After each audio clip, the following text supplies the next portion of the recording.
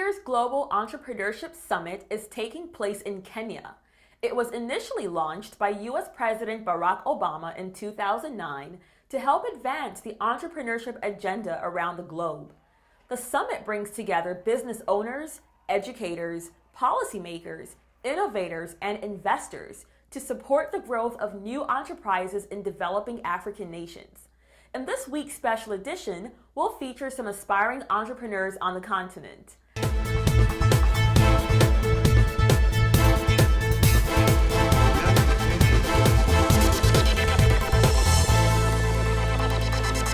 Hello, I am Stella Monica Mpande.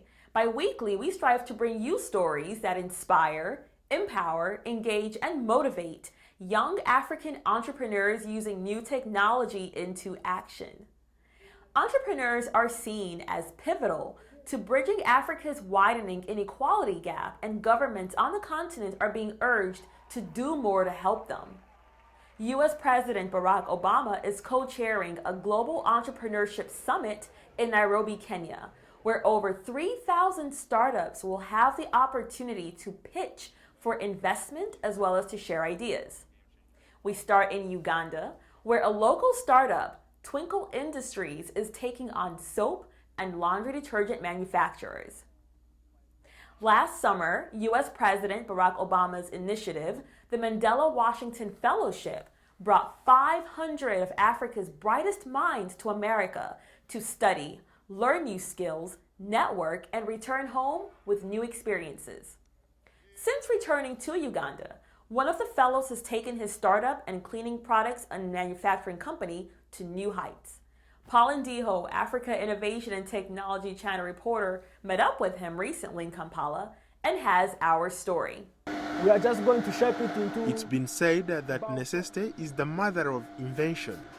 It's likely that Martin Mugabe thought about that when he started his Kampala-based business, Twinkle Industries, a cleaning products manufacturing company.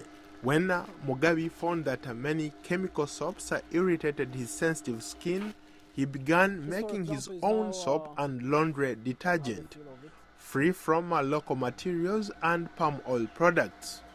His product line consists of home care products, multi-purpose liquid soap that can be used for general-purpose cleaning at home. It's a super laundry detergent that has been manufactured to save people money and time. When you use it for clothes, you don't need bar soap like many people do here. You don't even need powder soap. You just put the liquid formula we have developed in your water. You mix it up properly. Put your clothes, you don't need to soak. You wash your clothes and it comes out clean. Regarding his own technical knowledge of the soap making process, Mugabe admits he doesn't have any background in organic chemistry, which making soap requires, but he certainly does now. It can be used to clean like your dishes at home, garments, it can clean the floors, it can wash your car, clean windows, general purpose cleaning in the household. His products can be found in shops across Kampala and its surrounding areas. So we have tried as much as possible to produce products that will not only give them value in terms of making them feel nice, cleaning them or making their skins look nice, but protecting them from disease-causing germs. And I think that's where we give value to our customers. Namanya Ismail runs one of the stores that sells Mugabe's products. You get any complaints from customers? Apparently no, and the customers who have already bought, they don't say anything about the product. For a rising firm like Twinkle Industries, developing soaps and detergents can be a perfect business opportunity if you have the right formula and equipment to manufacture the products. Midred Awili is the company chemist. Before we took it to the market, we had to make sure the product was tested and it passed all the necessary tests. Twinkle Industry has been praised by the local community leaders. Faizo Kibirige is the chairman of the village. For us as a community, if we use like this gentleman starts creating a job, in fact he created a job, now he gave other jobs. Now we have about 4 workers, and the other things, people who have small shops, they come and buy the commodity from here and take the shop and it is not expensive according if you compare with other prices. Jingo Ismail is a youth leader and a teacher at Sauda Junior Academy.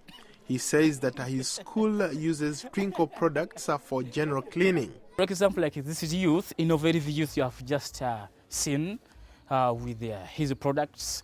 You see, he has tried to bring services nearer to people around the community. And people have proved that it's their quality. Martin Mugabe also has other business pursuits. He is a farmer, and that business provides seasonal employment to women and prisoners on work detail in the northeastern part of Uganda. You see, it has a heater here. Innovation is clearly happening across the continent in Africa, in all different sectors, from education and energy, banking, agriculture, and most certainly in television broadcasting. So have you ever thought about creating your own television station? Well, in Malawi, a university student did just that. He has created a community television station called Analog TV Project, one that he hopes will transmit all social events taking place on campus. Paul and Ndiho tell us more. I'm good. How about you? Good. What's your name? Chisomo Daka is a student at the University of Malawi's Chancellor College. He is pursuing a degree in education science and he's trying to make his mark in the television broadcasting industry. By his own admission, he says that he's not an engineer by training, nor does he claim to know much about engineering. But his love and passion for telecommunications has inspired him to build from scratch a community television station codenamed Analog TV Project. What I'm trying to do here is trying to transmit television throughout the campus. Okay, of late we have a need to transmit television. We would want to broadcast whatever students have, whatever technologies, whatever projects, or whether it's drama, whatever social issues happening. Before his first broadcast test signal, he was just a normal student, and few students knew about his innovation. Today, Chisomo Daka has created a name for himself as the new kid on the block. His community TV station is a hit on campus, and everybody is talking about him. He says operating out of the norm is what drove him to be innovative. I've had so much interest in telecommunications. Particularly, I've been working so much on audio transmission, and I also happen to have developed a wireless mic. I also happen to have developed a small-scale radio station. All right. So now I was looking at it as not just that. All right. So I wanted to do much further than that. So now I thought of how do I then come with a video and audio transmission, more like a television transmission. Daka is definitely one of the few young talented Malawians are focused on changing the image of his beloved country. He argues that more and more viewers are asking for more content that reflects their realities, a quality that he says has been lacking in Malawi. So I'm using a stabilized power supply to power my transmitter. This is my transmitter, and on this transmitter I have a knob. I have a jack where I put in my transmitting antenna. So this goes to the transmitting antenna, which you see here. So this is what transmits whatever signal is being produced by the transmitter. And on the other hand, when the signal has been transmitted, I have a receiving antenna, which I also designed. This one, it's a Z antenna. This is actually connected to the client's television for the purposes of capturing the signal which is being transmitted. Television broadcasting is booming across the continent, and young innovators are leading the way. But the industry is not without its challenges. Students at Malawi University Chancellor College hope that Daka's Analog TV project will support teaching and e-learning by broadcasting course content for e-learning, by recording lectures, conference speakers, fine arts performances, and special events on campus. Yeah, this is the Great Hall. We call it the Great Hall.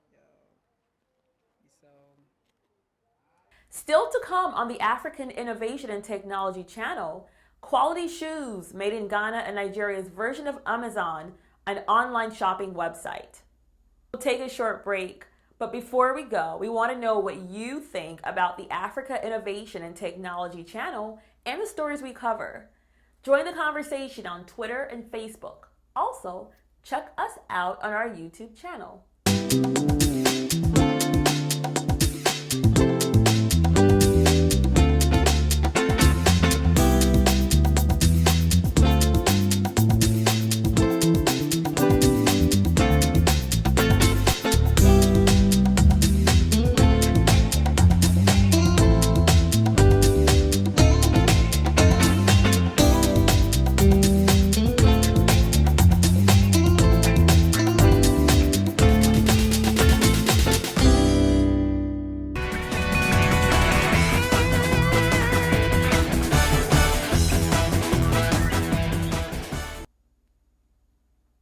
Welcome back to Africa Innovation and Technology channel, a show where we strive to bring you stories that inspire, empower, engage, and motivate young African entrepreneurs into action.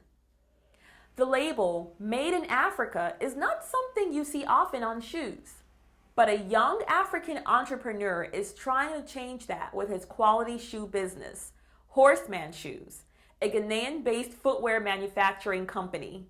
Paul, do share. A native of Kumasi, Ghana, Tony Senea is one of a growing number of young social entrepreneurs who wants to do something good for his community. While personally doing well, he launched his company nearly 5 years ago with an aim to build Ghana's biggest footwear manufacturing company. Last year, Horseman Shoes received an endorsement from Ghanaian President John Dramani Mahama, who sported a pair of Horseman shoes during the 2014 State of the Nation address in Parliament. Since that day, the company's sales have soared. This is Horseman Presidential. Presidential because this is what we did for the President of Ghana when he wore it to Parliament last year to deliver the State of the Nation address. And it is one of our top-notch and best-selling shoes. Normally, people who are top of the corporate ladder would want to go for these shoes. Horseman's business is booming. It's gone from selling just a few pairs of quality shoes to bringing in more than $6,000 a month. This is one of our best-selling shoes. Most of the times when young people come here, those who want to get married, those who want to do weddings, they don't have what to wear in mind. So we normally suggest that once you are wearing a suit, you must look formal, you must look very serious. Emmanuel Kwashi is a regular customer. He says quality shoes are a very important piece of the fashionable man's wardrobe. Considering the weather we have in Africa and considering the rounds you'd have to do, as a young man, it's one of the best shoes you can go for. Kabuti Okansi is another regular customer, and he says Horseman Shoes provides the Ghanaian working class with quality footwear that reflects people's status. This is Horseman Shoes. This is where I buy most of my shoes. I do a variety of things, so my needs for shoes are quite varied. I'm a stage actor, so that one can come up with any kind of costume. And fortunately, Horseman helps out with that. Tony says that his company wants to create a company by Ghanaians for Ghanaians, thereby creating an avenue for young men and women with the skills in craftsmanship and arts to explore their talents and abilities to fulfill their dreams. Godfrey Nkuruma is one of the company's shoemakers. Horseman Shoes, it's very quality, and we use quality leather. Yeah. And it's affordable. To stay ahead of competition, Horseman Shoes is bringing in experts from Italy to train shoemakers. Italian industry expert Roberto Gussoni is teaching these young apprentices new skills. The goal is to teach them how to make good design, good shoes. Maybe not always the same shoes that they are making every day, but try to give the message to give them the opportunity to make some other typology of shoes. Analysts say the Horseman brand is becoming a household name, but whether it can sustain the growth, keep the price point low, and continue to employ workers at high wages than its counterparts will ultimately be the true test. If you live in West Africa, you have probably heard of Africa's version of the shopping website Amazon. Ladies and gentlemen, let us introduce you to Jumia, a Nigerian online shopping website which is now one of the biggest online retailers on the continent. It features electronics, home appliances, clothes, and kids items. With its $26 million in investments, the company is giving other Nigerian-based online firms a run for their money. Paul, tell us more. Lagos has approximately 21 million people, and a trip to a shopping mall can literally wipe out your entire day if you get stuck in traffic. However, with easier access to the internet, more Nigerians are shopping online. It's cheaper, and shoppers don't have to worry hustling with traffic. The e-commerce model is extremely relevant for Nigeria, especially because of all the hassle that everyone can experience every time they go to a shopping mall. Analysts say that many shoppers spend a lot of time fighting traffic or trying to gain entry to the crowded parking lots of shopping malls. But shopping online eliminates the need to stand in long queues, potentially changing the way shopping is done in Nigeria. Jeremy Doty notes that his retail store has approximately 100,000 Nigerian customer accounts, and sales are increasing by 15% every month. We want to re-empower the Nigerians with their time. And if we can build a service and a company in 2 years, whereby people can shop everything at any time, and on Saturday, instead of spending 2 hours in traffic at the Palms Mall, people can just shop from their couch in 20 minutes, order everything they want, and get delivered within 24 hours. And now actually we're managing to serve a considerable amount of orders within 24 hours in Lagos. Jumia also operates in Morocco, Ivory Coast, Egypt, and Kenya, and it aims to be Africa's answer to Amazon. Although e-commerce remains in its infancy on the continent, the company is not yet profitable, but spending heavily to grab a larger market share. Doughty says that in emerging markets outside of Nigeria, it's usually price comparison that entices shoppers onto the web. Shopping online in Nigeria just makes sense. And we usually say that people can shop online for two reasons: price and convenience. And usually in emerging markets, people shop online for price. Why? Because the online website is just a great comparator, and you can compare the prices, and actually they're reliable. I think that Nigeria may be one of the only countries in the world, emerging markets, where people shop online for convenience and they're ready to pay the price. Co-CEO Nicholas Martin says their website's traffic success in delivering customers far outweighs the headache it causes for deliveries. It's painful for us, extremely painful for us to navigate through the traffic, but with professional way of navigating it through, it's actually a bit easier than for the Nigerian customer that has to face it during office hours or actually shop opening hours. And so to get to the mall, it's actually extremely painful for our customer. Despite success, many challenges remain, including infrastructure problems, port delays, supply chain wars, and getting people to trust websites with their bank card details. Online fraud is another thing that many Nigerians worry about. On that note, do you think that you have a better idea? Or have you created something that everyone is talking about? And would you like to be featured on this show? Please send us your video clips, tell us which country you're from, and how your innovation is impacting your community. Well, ladies and gentlemen, that is our show today. Be sure to watch the Africa Innovation and Technology channel online every 2 weeks, and remember to check us out on our YouTube channel. Thank you for watching. I hope to see you soon. For now, so long from Washington, D.C.